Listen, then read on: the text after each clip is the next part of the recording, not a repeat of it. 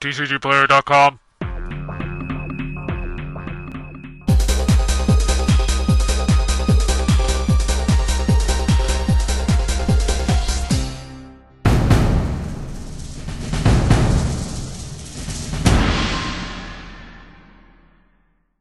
I'm Jason Fowler with Silverlode Interactive. I guess I'm the CEO, president of the company.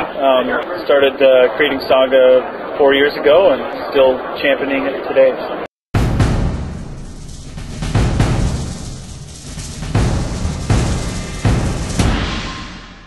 Phenomenal.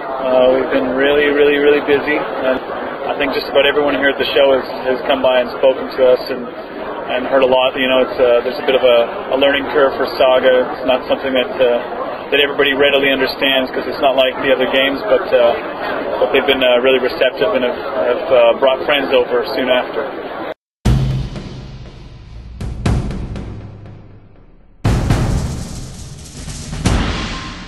Hi, my name is Slava Zatuchny. I'm the marketing director for SAGA, and this is the 4th collectible game that I'm doing, but the first real-time strategy collectible game, which actually is the first real-time strategy collectible game anybody's ever done, and I'm excited to work on it.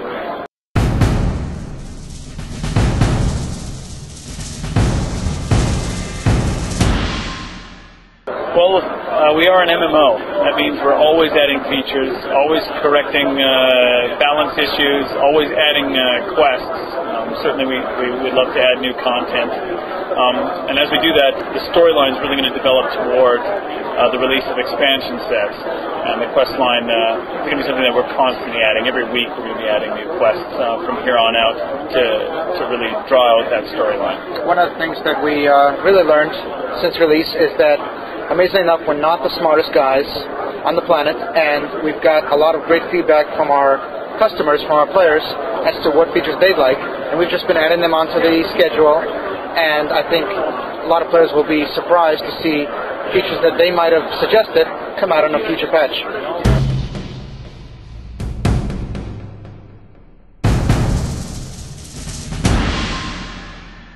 They certainly do. So, you know, as we release new troops into the SAGA world, the first place they might appear is in quests where they're fighting you. That might be the first place you're going to see the undead.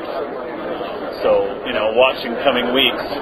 Very soon, as we have these undead units ready, they're going to be released into quest lines, which will develop the story toward the full release of the undead faction, where they'll be able to take control of them and choose that as a faction and race.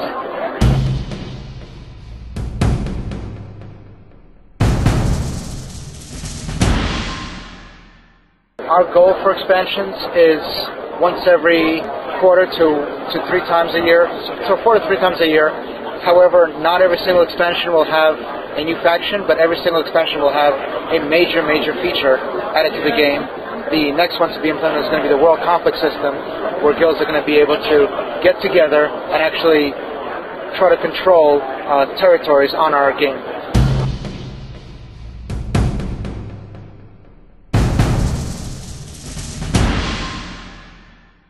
Well, carefully. Balance is a huge issue in a game like this. You know, one thing we balance mostly with regard to PvP. So sometimes, you know, when we look at something, we haven't come up with a difficult decision. We look at what it's going to mean to the PvP side of the game, and a fairness there. A lot of the new troops coming out are going to be part of a new faction, so we need to make sure that new faction is not more powerful nor less powerful than the current factions. And in addition, we'll be releasing troops for each of the already existing factions. We don't want those troops to be the trump cards or anything of the set. So we're going to make sure that they fit into and hopefully actually balance those factions. You know, current imbalances in the faction can be corrected by adding a troop, which brings balance back to that faction. So we use that as an actual balancing device. One of the important things for expansions is to add different strategy. So right now there is no way to fight a huge fireball coming down on your head, or a way to stop someone who's cast a spell on you that totally freezes your entire unit. So expansions will try to look to see what strategies have been in the past, what the game needs to flesh out new strategies, and what can we use combat the current really strong leading strategies and really strong leading spells and troops in the game.